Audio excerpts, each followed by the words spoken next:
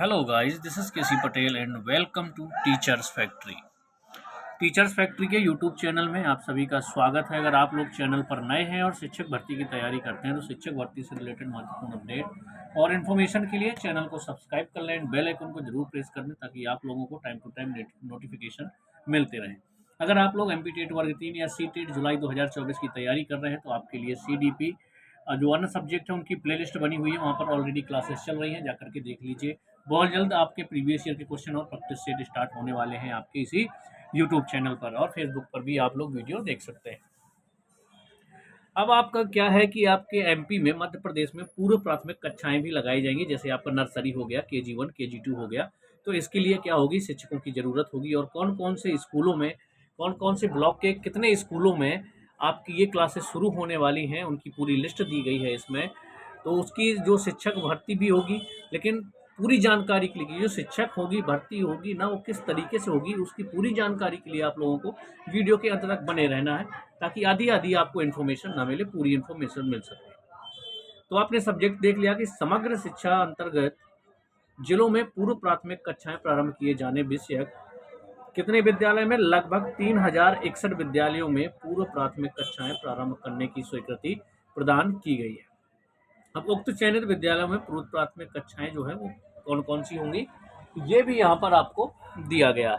Nursery में आयु होनी चाहिए 3 से 4 वर्ष के लिए, KG1 में 4 से 5 वर्ष और KG2 में 5 से 6 वर्ष के लिए आपकी ये होंगी पूर्व प्राथमिक कक्षाएं।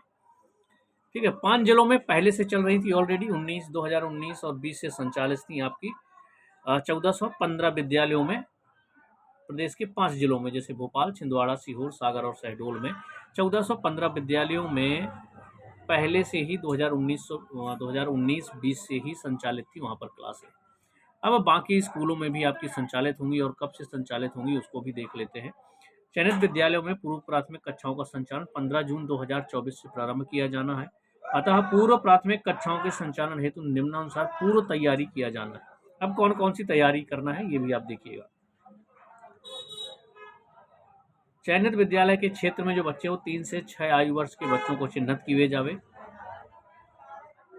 ठीक है, विद्यालय में यथासंभव 2 पृथक कक्षों की व्यवस्था हो। विद्यालय में ऐसे कक्षों का चयन करें जिनके बाहर खेल गतिविधियां कराने के लिए पर्याप्त स्थान प्राप्त हो।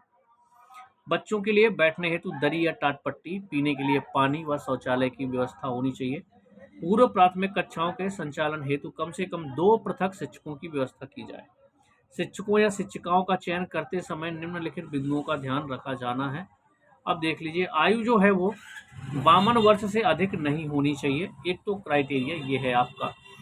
दूसरा है बच्चों के साथ गतिविधि करने में सक्षम हो और रुचि रखते हो। पूर्व प्राथमिक कक्षा में पढ़ाने का अनुभव हो। चयन में महिला शिक्षिका को प्राथमिकता दी जाए। पूर्व प्राथमिक शिक्षा में डिप्लोमा को प्राथमिकता दी जाए। आपका NTT होता है, ये डिप्लोमा का नाम है।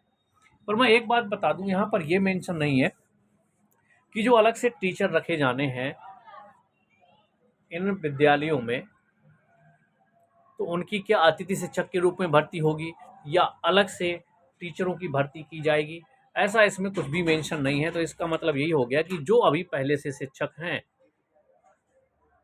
उन्हीं में से ही शिक्षक बनाए जाएंगे जो ऑलरेडी गवर्नमेंट टीचर है।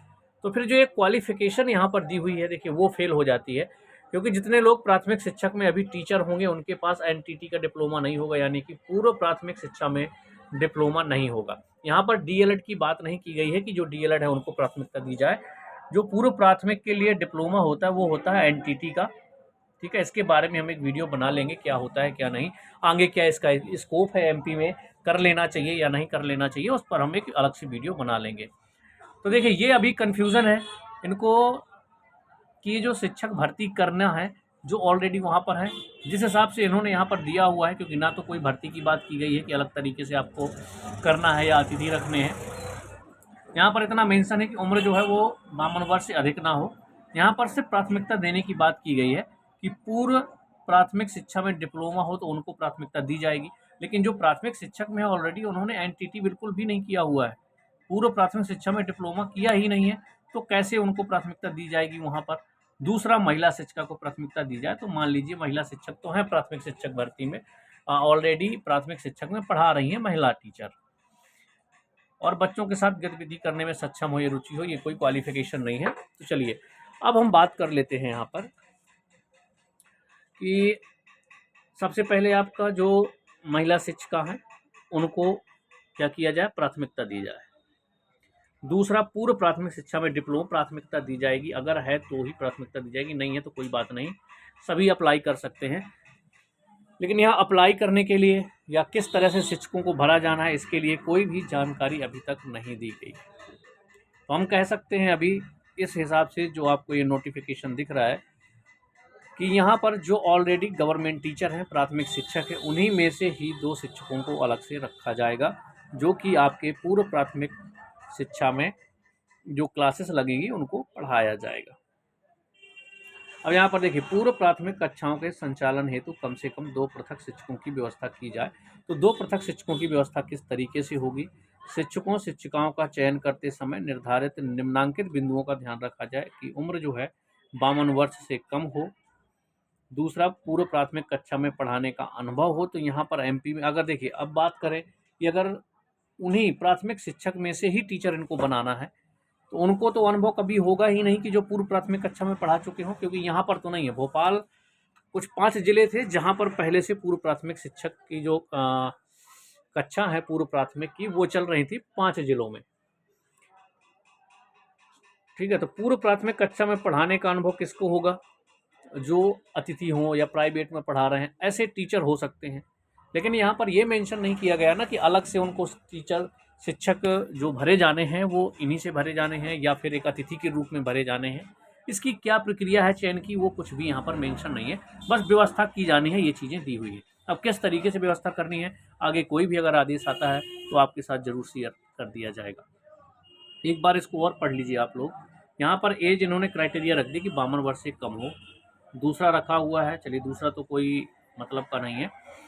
तीसरा पॉइंट है, पूर्व प्राथमिक कक्षा पढ़ाने का अनुभव है। तो अगर उन्हीं गवर्नमेंट टीचर में से लेते हैं तो उनको बिल्कुल भी अनुभव नहीं है। महिला शिक्षिका को प्राथमिकता दी जाएगी, ये बिल्कुल ठीक है। पूर्व प्राथमिक शिक्षा में डिप्लोमा को प्राथमिकता दी जाएगी, लेकिन यहाँ डिप्लोमा किसी को होगा नहीं, लेकिन अगर किसी के पास होगा तो उनको प्राथमिकता उसमें दी जाएगी।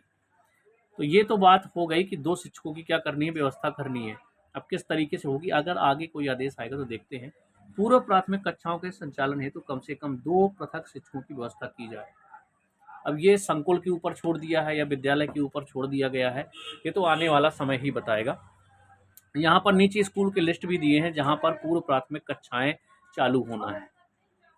ठीक है, तो आपको नीचे मिल जाएगा, ये तो आपका रख गया यहाँ पर। अब देखिए एक और पढ़ लेते हैं। चयनित विद्यालयों की जानकारी हेतु प्रपत्र संलग्न है। प्रपत्रानुसार जानकारी 25 अप्रैल 2024 तक राज्य शिक्षा केंद्र को हार्ड कॉपी व सॉफ्ट कॉपी मेल पते पर उपलब्ध कराना है। ये सारी जानकारी क्या करना है, कौन टीचर होगा, ये सब की जानकारी 25 अप्रैल तक राज्य शिक्षा केंद्र को हार्ड कॉपी और सॉफ्ट कॉपी दोनों में भेजा जाना है। उपरोक्त प्रक्रिया संपादन करने हेतु जिला स्तर से संबंधितों को आवश्यक निर्देश देने का कष्ट करें एवं समय समय पर कार्य प्रगति की समीक्षा अनिवार्य रूप से करें, जिससे भारत शासन की अपेक्षानुरूप पूर्व प्राथमिक कक्षाओं को प्रारंभ करते हुए उनका सुचारू व प्रभावी संचालन किया जा सके। तो उपरोक्तानुसार प्रक्रिया संपादित करने हेतु जिला स्तर से संबंधितों को आवश्यक निर्देश देने का कष्ट करें। जिला लेवल पर इनको अब आदेश आएंगे किस तरीके से 2 शिक्षकों की व्यवस्था की जानी है, क्या होना है। अपने अपने जिले से पहुँचे एक आदेश आएगा डीओ के द्वारा कि जो शिक्षक है उनको किस तरीके से भरा जाना है, अतिथि के रूप में भरा जाना है या फिर किस तरीके से भरा जाना है। क्योंकि देखिए यहाँ पर ये फॉर्मेट दिया हुआ है जो भेजा जाना है और यहाँ पर अवेलेबल टीचर, अब यहाँ पर देखिए कंफर्म हो चुका है। Please give 2 names and unique ID. Unique ID मांगा गया, मतलब जो ऑलरेडी गवर्नमेंट टीचर हैं उन्हीं को ही यहाँ पर रखा जाएगा। यहाँ पर मेंशन भी है नेम आईडी, नेम और आईडी, यहाँ पर 2 टीचरों के नाम और यूनिक आईडी यहाँ पर देना है। ब्लॉक का नाम, डाइस कोड वगैरह ये सारी चीज़ें यहाँ पर देनी है। तो देखिए यहाँ पर ये चीज़ क्लियर हो गई कि अलग से कोई पृथक से भर्ती नहीं की जानी, ना ही कोई अतिथि की होने वाली है। हाँ, इतना हो सकता है कि आगे आने वाले समय में आपकी नर्सरी की भी जैसे टेट होता है उसका नर्सरी का भी टेट हो या मेन एग्ज़ाम गवर्नमेंट टीचर की अलग से भर्ती की जाए, लेकिन वो आगे आने वाले समय में होगा। अभी फ़िलहाल के लिए तो ऐसा बिल्कुल भी नहीं है। चलिए देखते हैं क्या होने वाला है, क्या नहीं होने वाला है। कोई भी इन्फॉर्मेशन मिलेगी तो आपके साथ शेयर किया जाएगा, लेकिन ये अभी कंफर्म है कि आप जो ऑलरेडी वहाँ पर गवर्नमेंट टीचर है, उन्हीं में से 2 टीचरों की यूनिक आईडी और उनके नाम भेजे जाना है। तो अभी पृथक से कोई भर्ती नहीं होनी है, लेकिन आगे आने वाले समय में हो सकता है अलग से इसकी रेगुलर भर्ती करवाई जाए। तो चलिए कोई भी आदेश होगा, कुछ भी होगा तो मिलेंगे हम लोग नेक्स्ट वीडियो में। अब विद्यालय की देखिए पीडीएफ चाहिए तो ये यहाँ विद्यालयों के नाम दिए हुए हैं पूरे, किस ब्लॉक में कितने विद्यालय हैं, किसको किसको इसके अंतर्गत क्लासेस स्टार्ट करना है। तो ये पूरी लिस्ट है, पीडीएफ आप लोगों को मिल जाएगी टेलीग्राम चैनल पर। तो लिंक दी हुई है नीचे, आप लोग वहाँ से जा करके टेलीग्राम चैनल को सब्सक्राइब कर लें आप लोग, ताकि आप लोगों को वहाँ नोट्स और इम्पोर्टेंट जो पीडीएफ है आपको वहाँ पर मिलती रहेंगी, क्लासेस भी आपको वहाँ पर मिलती रहती है। चलिए मिलेंगे हम लोग नेक्स्ट वीडियो में, कोई डाउट होगा कमेंट्स में बताइए।